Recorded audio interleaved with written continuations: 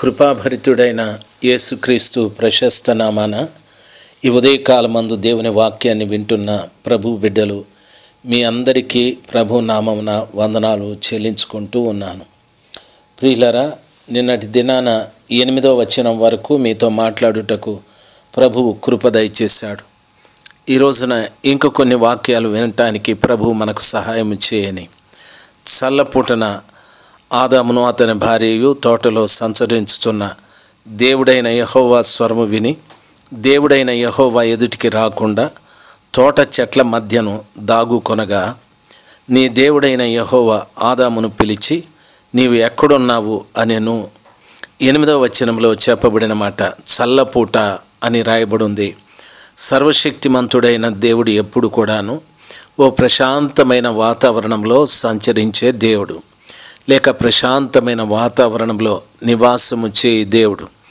అందుకని పౌలు భక్తుడు అంటాడు, ప్రభా మీరు మహిమాన్వితమైన తేజస్సులో అమరుడవై ఉన్న దేవుడవు అని చెప్పాడు. అంటే వచింప శక్యము కాని మహిమ తేజస్సులో ఉన్నవాడు ఆయన. అమరుడై ఉన్నవాడు అంటే మరణము లేనటువంటి వాడు ఆయన. ఆ కృపగల దేవుడు ఎప్పుడు కూడా ఒక ప్రశాంతమైన వాతావరణాన్ని ఆశించే దేవుడు, నివసించే దేవుడు, సంచరించే దేవుడై ఉన్నాడు. అందుకనే ప్రభుల వారు ప్రయాసపడి భారం మోసుకుంటున్న సమస్తమైన ప్రజలారా నా దగ్గరికి రండి, నేను మీకు విశ్రాంతిని కలుగజేస్తానని చెప్పాడు. పాప భారంతో జీవిస్తున్న ప్రతి ఒక్క వ్యక్తిని కూడా తన దగ్గరికి వస్తే వాళ్ళకు కూడా విశ్రాంతిని, ప్రశాంతతని దయచేస్తానని, వారి మీద ఉన్నటువంటి పాపపు భారాన్ని తొలగిస్తానని ప్రభుల వారు స్పష్టంగా సెలవిచ్చారు. అందుకని యేసు ప్రభుల వారిని గురించి చెప్పబడిన మాట, ఆయన అల్లరికి కర్తకాడు, జగడమాడు, కేకలు వేయుడు అని వాక్యం సెలవిస్తుంది. అందుకని బైబిల్లో చెప్పబడింది, ఆయన కొట్టువారికి వీపును అప్పగించనని, ఆయనను దూషించే వారిని దూషించలేదని, కీడు చేసిన వారికి కీడు చేయలేదని, ఆయన అపహసించిన వారిని కూడా ఆయన ఏమీ మాట్లాడలేదని, ముఖం మీద ఉమ్మివేసే వారికి, గడ్డము లాగువారికి తన చెంపను అప్పగించాడని వాక్యము సెలవిస్తుంది. ఆయన వీరందరినీ శిలువ మీద ఉంటూ వారిని చూస్తూ చెప్పిన మాట, తండ్రి వీరేమి చేయుచున్నారో వీరెరుగరు గనుక వీరిని క్షమించమని చెప్పాడు. ఎంత మంచి దేవుడు! దేవుడు ఎప్పుడు కూడా ప్రశాంతతను కోరుకునే దేవుడు. ఆ ప్రశాంతతను కోరుకునే దేవుడు నీతో కూడా ఉండాలని ఆశ. నీలో కూడా ప్రశాంతత ఉంటేనే మంచిది. ఒక వ్యక్తిలో ప్రశాంతత ఎప్పుడు కలుగుతుంది అనగా, తన జీవితంలో ఉన్న పాపాన్ని తాను వదిలిపెట్టినప్పుడు, ఆ పాపపు భారము తనలో నుండి తొలగించబడినప్పుడు ఆ వ్యక్తి ప్రశాంతంగా ఉంటాడు. వాక్యము సెలవిస్తుంది. వాక్యంలో చెప్పబడిన మాట, దేవుని యొక్క స్వరముని విని దేవుడైన యెహోవా ఎదుటికి రాకుండా తోట చెట్ల మధ్యన దాగుకొనగా అని వాక్యము సెలవిస్తుంది. దేవుని ఎదుట మనము దాగుకోగలమా? 139వ కీర్తనలో అంటాడు భక్తుడైన దావీదు, నా దాగుచోటు ఎక్కడా? నేను ఆకాశానికి వెళ్ళినా, భూమి మీద ఉన్న ఎక్కడికి వెళ్ళినా నీ ఆత్మ ఎదుట నాకు దాగుచోటు లేదని చెప్పాడు.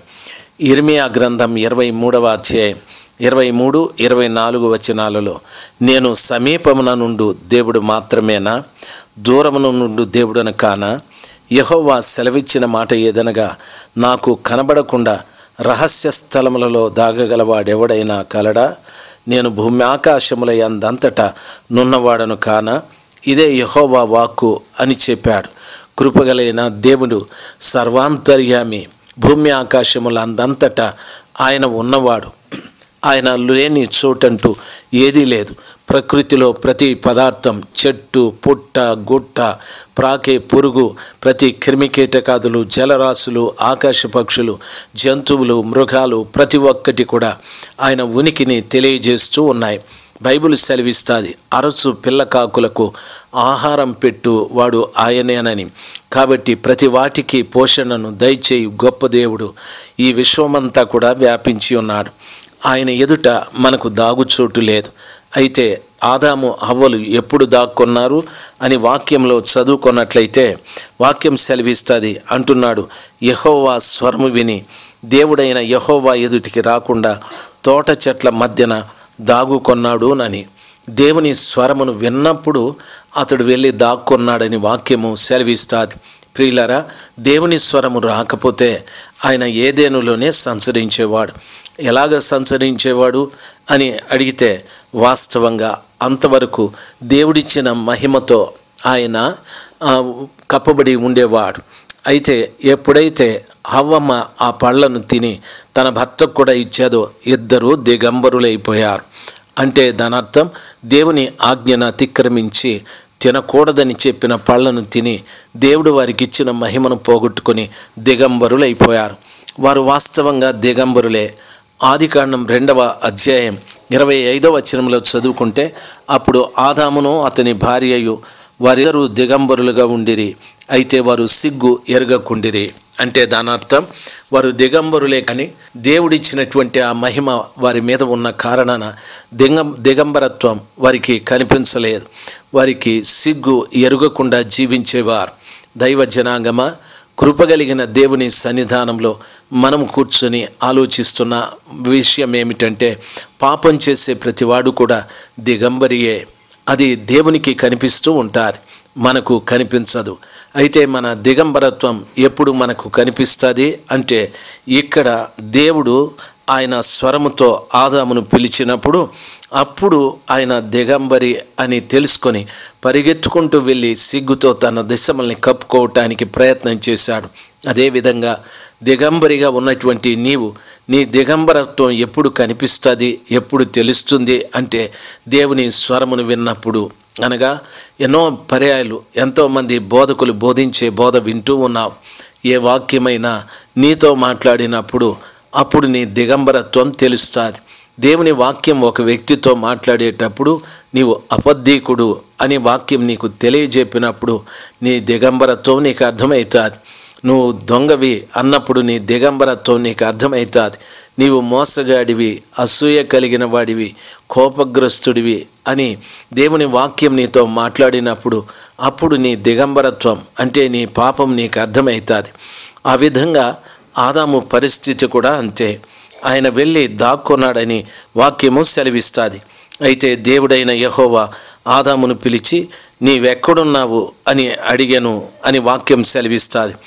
అనగా దైవ జనాంగమా, గమనించాలి, ఆదాము దాక్కున్న చోటు లేక ఆదాము కట్టుకున్న అంజురపు ఆకులు దేవుడికి తెలియక కాదు. అయితే దేవుడే అడుగుతున్నాడు నీవెక్కడున్నావు అనని. ఈ స్థలంలో గమనించాల్సింది, ఆదాము హవ్వలు ఇద్దరూ కూడా దిగంబరులైపోయారు. మీరెక్కడున్నారు అని అడగవలసిన దానికి ప్రతిగా నీవు ఎక్కడున్నావు అని అంటున్నాడు. 9వ వచనంలో ఆ మాటే 11వ వచనంలో కూడా అంటున్నాడు, నీవు దిగంబరివని నీకు తెలియ చెప్పిన వాడెవడు అని అన్నాడు. మళ్ళా నీవు తినకూడదని నేను నీకు ఆజ్ఞాపించిన వృక్ష ఫలములు తింటివా అని అడిగాను. నీవు అని ఏకవచనాన్ని ప్రభువు మాట్లాడుతూ ఉన్నాడు. ఎందుకు ఆ రీతిగా ఆదాముతోనే మాట్లాడుతున్నాడు, హవ్వమ్మతో ఎందుకు మాట్లాడలేదు? దైవ జనాంగమా, గమనించవలసినటువంటి విషయం, ఆదాము ఆ స్త్రీకి బాధ్యురాలు. అంటే దాని అర్థం హవ్వ దేవుని యొక్క మహిమ లేక దేవుని ద్వారా కలిగినది కాదు. ఆదామే దేవుని ద్వారా కలిగిన వాడు. దేవుడు అతన్నే నేలమంటితో చేశాడు.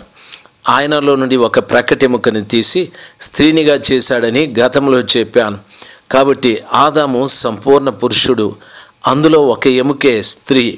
కాబట్టి తప్పు చేసినటువంటి హవ్వను బట్టి ఆదామును ప్రశ్నిస్తూ ఉన్నాడు. దైవ జనాంగమా, ఆత్మీయంగా మీరు ఆలోచించండి. ఏదేను ఒక సంఘమని చెప్పాను. 3 ఏదేను తోటలు ఉన్నాయని. ఒకటి యెహోవా ఏదేను తోట, యెహెజ్కేలు 28:13లో. రెండవది తూర్పునున్న ఏదేనులో ఒక తోట, అక్కడ ఆదాము ఉంటున్నాడు, హవ్వ ఉంటున్నది. మూడవది ప్రస్తుతపు ఏదేను తోట, సంఘం, మీరున్న సంఘం. అందులో హవ్వ ఒక సంఘానికి విశ్వాసులకు సాదృశ్యం. ఆదాము రెండవ ఆదామైన క్రీస్తు ప్రభుల వారు. అంటే సంఘమును గుర్చి సంఘము చేసిన తప్పితాన్ని బట్టి రెండవ ఆదామైన క్రీస్తు ప్రభుల వారిని తండ్రి అడుగుతున్నాడు, నీవెక్కడున్నావు అంటే దాని అర్థం, ప్రియులారా, గమనించవలసిన విషయం, ఆ తప్పు చేసిన సంఘం కొరకు రెండవ ఆదామైన యేసు ప్రభుల వారు పరలోకం నుండి భూమి మీదికి మనుష్యుడిగా వచ్చాడు. మనుష్యుడిగా ఉండవలసిన భాగ్యాన్ని కూడా విడిచిపెట్టి దాసుని స్వరూపము దాల్చినని వాక్యము సెలవిస్తుంది. కాబట్టి రెండవ ఆదామైన క్రీస్తు ప్రభుల వారు ఆ సంఘము నిమిత్తమై బాధ్యత కలిగి ఉన్నాడు. ఏ బాధ్యత? సంఘంలో ఉన్న ప్రతి వ్యక్తి నిమిత్తమై ఆయన శాపగ్రాహిగా మారిపోయాడు. అంటే దాని అర్థం, ఈ లోకంలో ఏదెనులో నుండి ఆదాము శపించబడి ఎలాగా ఆ శాపగ్రస్తమైన భూమి మీదకి వెళ్ళాడో, పరలోకం నుండి వచ్చిన రెండవ ఆదామైన యేసు ప్రభుల వారు కూడా సంఘం నిమిత్తం శాపగ్రాహిగా మారిపోయాడు. చూడండి, గెత్సేమనే వనంలో యేసు ప్రభుల వారు మోకరించి ప్రార్థించేటప్పుడు, తండ్రి నీ చిత్తమైతే ఈ గిన్నె నా వద్ద నుండి తొలగించమని ప్రార్థన చేశాడు. అంటే దాని అర్థం, ఆ గిన్నెలో ఉన్నది ప్రతి వాని పాపము ఆ పాత్రలో పోయబడ్డది, ఆ గిన్నెలో ఉన్నది. కాబట్టి అది తాగితే యేసు ప్రభుల వారు నిజంగా పాపరహితుడైన యేసయ్య పాప సహితుడుగా మార్చబడిపోతాడు. పాపరహితుడుగా ఉంటే శిలువ మరణం పొందుటకు అర్హుడు కాదు. ఆయన శిలువ మరణం పొందకపోతే మనకు పాప క్షమాపణ కలగదు. అందునిమిత్తమై ప్రపంచంలో పుట్టబోయి జీవిస్తున్న ప్రతి ఒక్క వ్యక్తి యొక్క పాపాన్ని ఆ పాత్రలో తీసుకొని ఆయన సేవించి పాపరహితుడుగా ఉన్నటువంటి ఆయన పాప సహితుడుగా మార్చబడిపోయాడు. వింటున్న దైవ జనాంగమ, శాపగ్రాహిగా మారిపోయాడు.